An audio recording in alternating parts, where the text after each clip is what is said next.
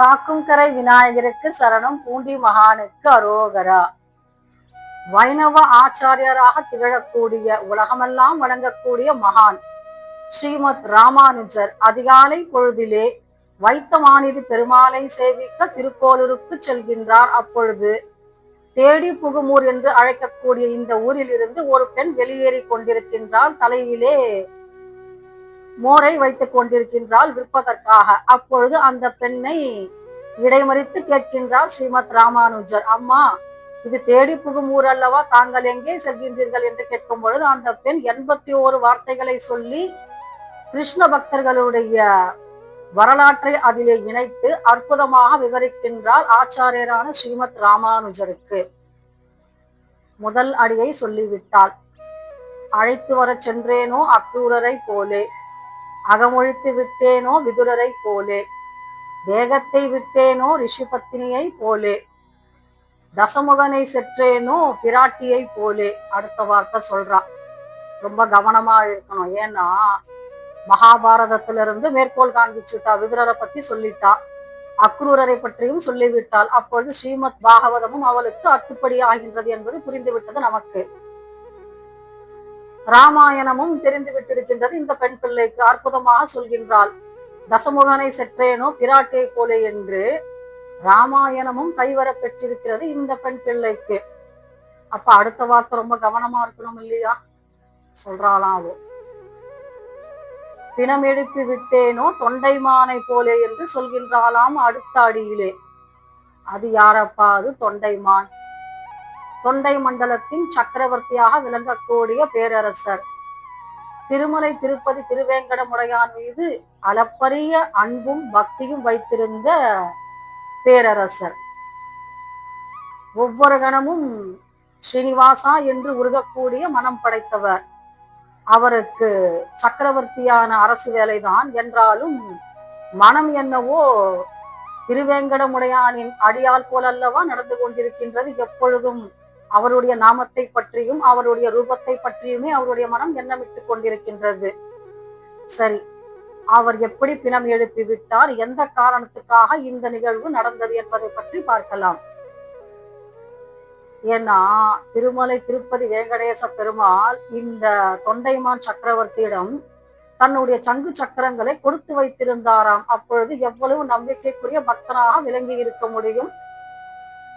இந்த காரணத்துக்காக வேண்டி பல பேர் சொல்லிவிட்டார்கள், திருமலை திருப்பதி பெருமாள் கோவிந்தன் கிடையாது, அவர் ஒரு காளி தேவியாக இருக்கலாம் அல்லது சிவனாக இருக்க முடியும் என்று வாதிடும் பொழுது இதே ஸ்ரீமத் ராமானுஜர் நிரூபித்தார் இவர் ஸ்ரீமன் நாராயணனுடைய அம்சம் என்பதை பற்றி. இப்படி இந்த ஸ்ரீமத் ராமானுஜரிடமே சொல்லி இருக்கின்றால் இந்த அடியாள் திருக்கோளூர் பெண் பிள்ளை. பிணம் எழுப்பி விட்டேனோ தொண்டைமானை போலே என்று. இந்த சக்கரவர்த்தியினுடைய அரசாட்சியிலே ஒரு அந்தணன், அவனுடைய பெயர் கூர்மன். அவனுக்கு மனைவி மக்கள் எல்லாம் உண்டு. அவனும் திருப்பதி பெருமாள் மீது பக்தி வைத்திருந்தான். அதைவிட இந்த ராஜா மீது அவனுக்கு நம்பிக்கை அதிகம் இருந்தது. நாம் வேண்டுகோள் வைத்தால் அதை தட்டாமல் நிறைவேற்றுபவர் என்ற ஆழமான எண்ணம் இருந்தது இந்த கூர்மனுக்கு. கூர்மனுடைய தந்தை வயதான காலத்தில் இறந்து விடும் பொழுது ஒரு வாக்குறுதியை கேட்கின்றார் தன்னுடைய பிள்ளையான கூர்மனிடம்.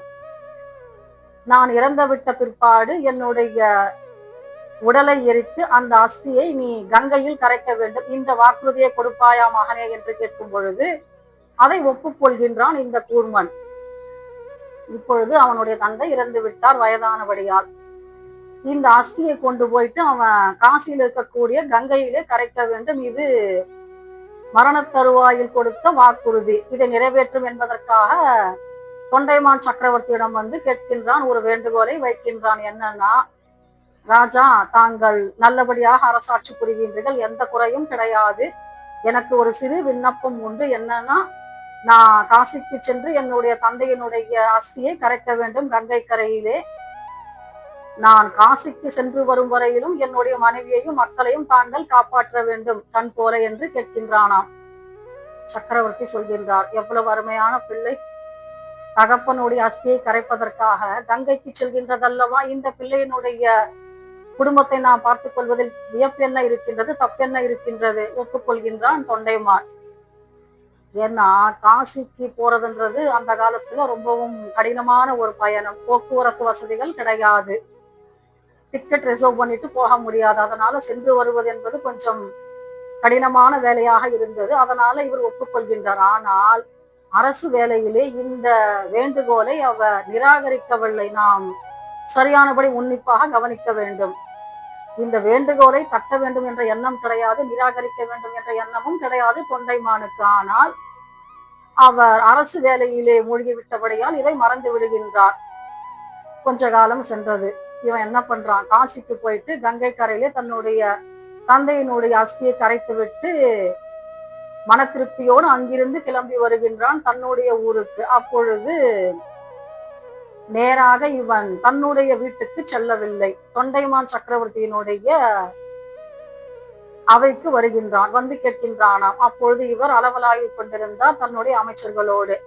உள்ளே நுழைந்து கூர்மன் கேட்கின்றானாம், ராஜா வணக்கம், மிக நல்லபடியாக நான் சென்ற வேலை முடிந்து விட்டது. என்னுடைய தந்தையினுடைய அஸ்தியை கரைத்து விட்டேன். என்னுடைய மனைவி மக்கள் எல்லாம் சுகமாக இருக்கின்றார்களா, நலமாக இருக்கின்றார்களா என்று கேட்கும் பொழுது ராஜாவுக்கு கொஞ்சம் அதிர்ச்சியாக போய்விட்டது. ஏன்னா இதுகாரம் இந்த சிந்தனை இந்த ராஜாவுக்கு வரவில்லை, அரசு வேலையின் வலு காரணமாக. இப்பொழுது இந்த நினைவு வந்தவுடன் ஒன்று சொல்கின்றாராம் தொண்டைமான் சக்கரவர்த்தி, அப்பா அவர்கள் எல்லோரும் திருமலை திருப்பதிக்கு ஸ்தல யாத்திரை சென்றிருக்கின்றார்கள். நீ இங்கேயே தங்கிற அரண்மனையிலேயே. நான் உனக்கு ஒரு அறையை கொடுக்கின்றேன். அந்த அறையிலே நீ தாராளமாக தங்கிக் கொள்ளலாம். நான் சென்று அவர்களை கூட்டிக் கொண்டு வருகின்றேன் என்று சொல்லிவிட்டார். ஆனால் அவனை அனுப்பிவிட்டு இவர் என்ன பண்றாரு பாருங்க, தானே நேரில் சென்று பார்க்கலாமே, இந்த கூர்மனுடைய மனைவி மக்கள் எல்லாம் எங்கே இருக்கின்றார்கள் என்று பார்ப்பதற்காக தேரை எடுத்துக்கொண்டு செல்கின்றாராம். அப்பொழுது விசாரித்து தெரிந்து கொள்கின்றார், இதுதான் இந்த கூர்மனுடைய வீடு என்று. பார்த்தால் அங்கே ஒரு குடிசை தென்படுகின்றது. உள்ளே போய் பார்த்தால் கூர்மனுடைய மனைவி மக்கள் எல்லாம் இறந்துவிட்டு அவர்களுடைய எலும்பு கூடுகள் மட்டுமே அங்கே தென்படுகின்றன. மிகுந்த அதிர்ச்சியும் வேதனையும் தாக்குகின்றது இந்த தொண்டைமான் சக்கரவர்த்திக்கு. ஏன்னா எவ்வளவு நம்பிக்கையாக சொல்லிவிட்டு சென்றான் இந்த கூர்மன், என்னுடைய மனைவி மக்களை பார்த்துக் கொள்ளுங்கள், நான் சென்று வருகின்றேன் என்று. ஆனால் இப்படி அந்த அவன் கொடுத்த அந்த விண்ணப்பத்தை நிராகரித்து விட்டோம் அல்லவா, எவ்வளவு பெரிய தவறிழைத்து விட்டோம் என்பது தெரிந்து என்ன பண்றான் பாருங்க இந்த தொண்டைமான் சக்கரவர்த்தி.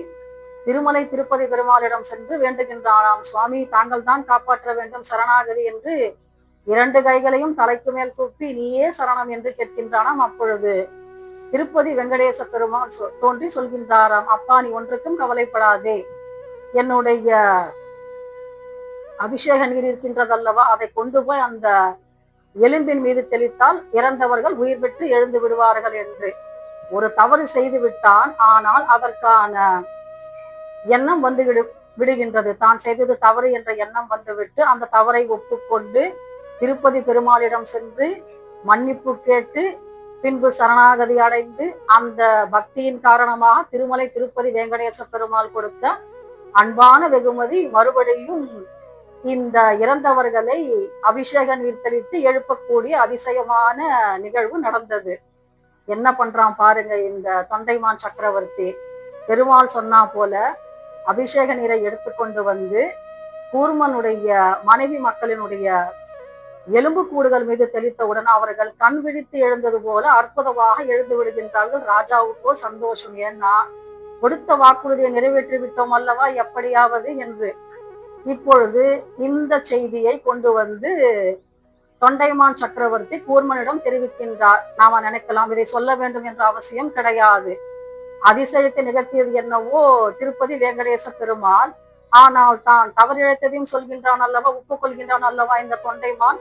கூர்மனிடம் சொல்கின்றாராம், ராஜா அப்பா நீ சொன்னா போல நான் உன்னுடைய மனைவி மக்களை காப்பாற்றாமல் விட்டு விட்டேன். அரசு வேலையின் காரணமாக, அந்த வலுவின் காரணமாக இப்பொழுது எழுப்பி விட்டது சாட்சாத் வெங்கடேச பெருமாள் தான். அவருடைய அருள் இல்லாவிட்டால் நாம் இவர்களை உயிரோடு காண முடியாதப்பா என்று சொல்லும் பொழுது கூர்மன் சொல்கின்றானாம், ஐயா அவர்கள் இறந்தது என்னவோ கர்மவினையின் பயனாக இறந்து விட்டார்கள். ஆனால் இப்பொழுது தங்களுடைய பக்தியின் காரணமாக சரணாகதி அடைந்ததன் காரணமாக அவர்கள் மறுபடியும் உயிரோடு வந்து விட்டார்கள். இது திருப்பதி பெருமாள் தந்த பிரசாதம் என்று நினைக்கின்றான். எவ்வளவு அருமையான பக்தன் பாருங்கள்.